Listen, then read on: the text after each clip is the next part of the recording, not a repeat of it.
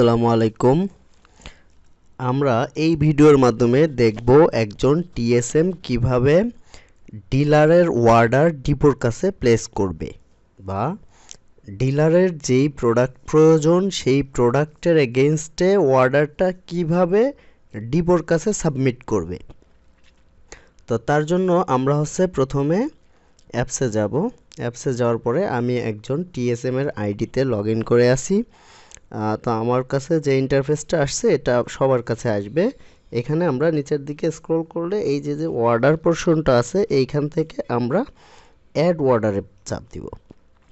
Add অর্ডারে চাপ দেওয়ার পরে আমার একটা এরিয়া সিলেক্ট করতে হবে। এইখানে যে ইউজার সাব অর্গানাইজেশন নামে যে জায়গাটা আছে এইটার উপরে চাপ দিলে আমার আয়তে কয়টা এরিয়া আছে সেটা কিন্তু এখানে দেখাবে এবং কোন এরিয়ার সুপার ডিপোর জন্য আমি প্রোডাক্ট অর্ডার করব সেই এরিয়াটা আমার এখান থেকে সিলেক্ট করতে হবে।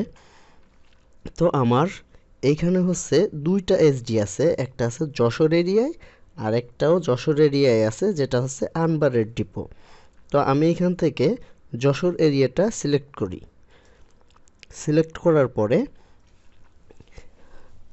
এখন এখান থেকে আমি কোন ডিলারের জন্য মাল অর্ডার করব বা প্রোডাক্ট অর্ডার করব সেটা আমাকে সিলেক্ট করতে হবে। মানে আমার যে ডিলার যার প্রোডাক্ট প্রয়োজন সেই ডিলারটা এখানে সিলেক্ট করতে হবে। তো এখানে আমি মায়ের দোয়া এন্টারপ্রাইজ প্রথমে যেটা আছে সেটা সিলেক্ট করে দিলাম। সিলেক্ট করে দেওয়ার পরে এখানে আর কাজ নেই। আর এখানে আরেকটা বিষয় সেটা আপনারা যখন অর্ডার করতে যান তখন অনেক সময় আজকের মেমো কালকে করে ফেলতে পারেন। সেক্ষেত্রে এখানে কিন্তু নিচে ডেলিভারি টাইম যেটা লেখা আছে সেটা অটোমেটিক আছে। আপনি এই অর্ডার ডেসক্রিপশনে আপনার যখন আপনি এই অর্ডারটা করতেছেন তখনের ডেটটা বা ওই দিনের ডেটটা এখানে লিখে দিবেন। যেমন আজকে 22/1/2025। আমি এখানে আজকের তারিখটা লিখে দিলাম। এখন যে নেক্সট করব। নেক্সট করার পরে আমি ডিলার সিলেক্ট করলাম যে এই ডিলারের প্রোডাক্ট প্রয়োজন। এবার এই ডিলারের প্রোডাক্টটা যাবে কোন ডিপো থেকে সেই ডিপোটা আমার এখানে সিলেক্ট করতে হবে। সিলেক্ট করার জন্য আমি এই যে ইনভেন্টরি যে অপশন আছে এখানে চাপ দিব। দেওয়ার পরে আমি যে যশোর এরিয়া সিলেক্ট করছিলাম যশোর এরিয়ায় আমার যে সুপার ডিপোটা আছে সেটা এই যে SD032 ZF ট্রেডার্স। এই ZF ট্রেডার্স থেকে মাল যাবে কোথায়? MS মায়ের দোয়া এন্টারপ্রাইজে। তা আমি এখানে ZF ট্রেডার্স সিলেক্ট করলাম। করার পরে প্রোডাক্ট লিস্টে গেলাম। প্রোডাক্ট লিস্টে যাওয়ার পরে এইখানে আমাদের রানিং যে প্রোডাক্টগুলো আছে সব প্রোডাক্ট এখানে আপনি পেয়ে যাবেন। এখান থেকে আপনাকে প্রোডাক্ট খুঁজে বের করে কোন প্রোডাক্ট কত পিস লাগবে সেটা এখানে লিখে দিতে হবে।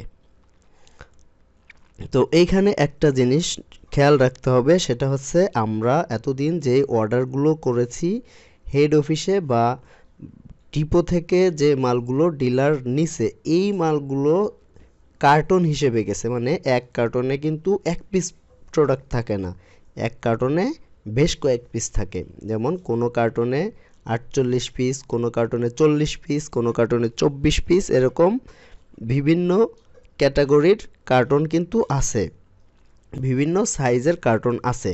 সুতরাং আমি কিন্তু এখানে কার্টনের হিসাবটা পাচ্ছি না, এখানে আমার পিস হিসেবে আমি হিসাবটা পাচ্ছি। তো পিস হিসেবে যদি আমি অর্ডার করি তাহলে আমি যদি 100 কার্টন প্রোডাক্ট প্রয়োজন হয় সেক্ষেত্রে আমাকে কিন্তু যেই প্রোডাক্ট নিচ্ছি সেই প্রোডাক্টের প্রত্যেক কার্টনে কত পিস প্রোডাক্ট থাকে সেই হিসাবটা আমাকে জানতে হবে।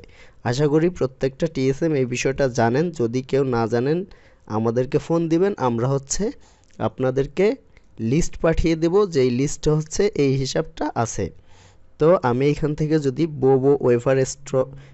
বোবো স্ট্রবেরি ওয়েফার যেটা আছে 12 গ্রাম এটা যদি অর্ডার করি 10 কার্টন, মনে করেন প্রত্যেক কার্টনে 48 পিস করে থাকে, তাহলে আমি যদি এখন 10 কার্টন অর্ডার করতে চাই তাহলে আমাকে 10 দিয়ে প্রত্যেক কার্টন যে কোয়ান্টিটি থাকে, প্রত্যেক কার্টুনের যে কোয়ান্টিটি থাকে সেটা দিয়ে 10টা গুণ করতে হবে। যেমন আমার যদি 10 কার্টুন লাগে আর প্রতি কার্টুনের যদি 48 পিস করে থাকে, তাহলে 48 গুণ 10 সমান সমান 480।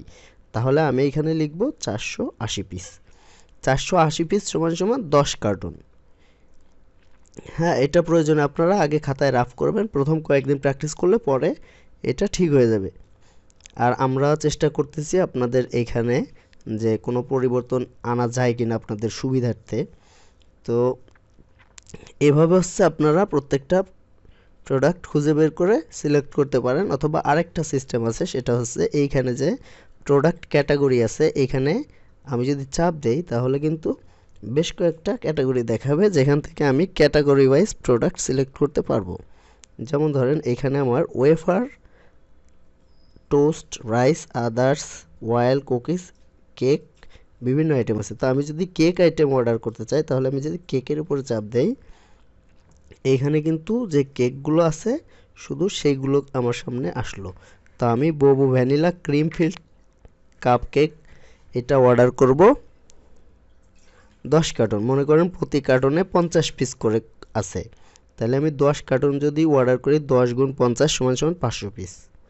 500 পিসে কয় কার্টুন হবে? 10 কার্টুন। আমি এটা সিলেক্ট করে দিলাম।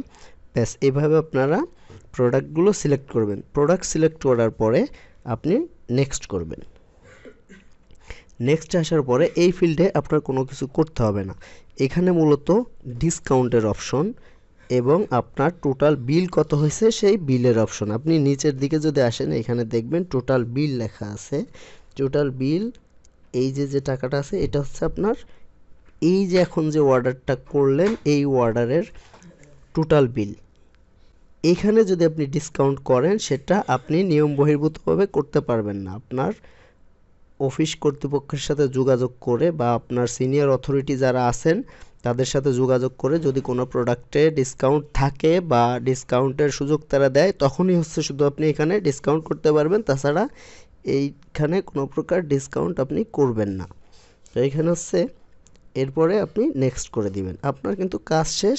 শুধু এখানে চেক করবেন যে আপনি যে প্রোডাক্টগুলো অর্ডার করছেন সেখানে কোনো প্রকার ভুল ভ্রান্তি আছে কি না, বা আপনার অন্য কোনো সমস্যা আছে কি না সেটা চেক করবেন। চেক করার পরে যদি সব ঠিক থাকে তাহলে সাবমিট করে দিবেন। সাবমিট করে দিলে আপনার অর্ডারটা কিন্তু প্লেস হয়ে গেল।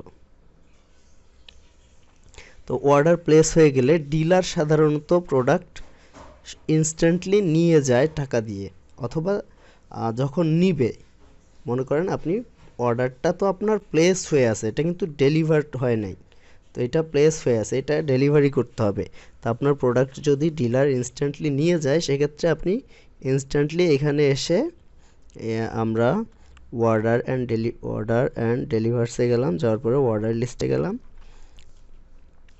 অর্ডার লিস্টে যাওয়ার পরে আমরা যে অর্ডারটা করছি সেই অর্ডারটা এখানে দেখাচ্ছে। আমি অর্ডার ঢুকলাম, ঢোকার পরে এখান থেকে কিন্তু আমি অর্ডারটা দেখতে পারছি। হ্যাঁ, অর্ডারটা দেখে আমি এখানে যে অর্ডার স্ট্যাটাস আছে, এই স্ট্যাটাসে এসে স্ট্যাটাসের সামনে দেখেন এখানে পেন টুল আছে, এখানে কিন্তু আমি এডিট করতে হবে। এডিট করার জন্য এখানে চাপ দিলাম। চাপ দেওয়ার পরে হচ্ছে আমি এই যে অর্ডার যে ডেলিভার্ড অপশনটা আছে এটা সিলেক্ট করে দিব। সিলেক্ট করে দেওয়ার পরে আপডেট করে দিলাম। এটার অর্থ হচ্ছে আপনার প্রোডাক্টটা সাকসেসফুলি ডেলিভারি হয়ে গেছে। তার মানে এই অর্ডারে আপনার আর কোনো কাজ করতে হবে না, এতটুকুই। জাস্ট আপনি একটু কেয়ারফুলি করবেন যেন প্রোডাক্টে ভুল না হয়। প্রোডাক্টে ভুল না হলে প্রাইসে কোনো ভুল হবে না।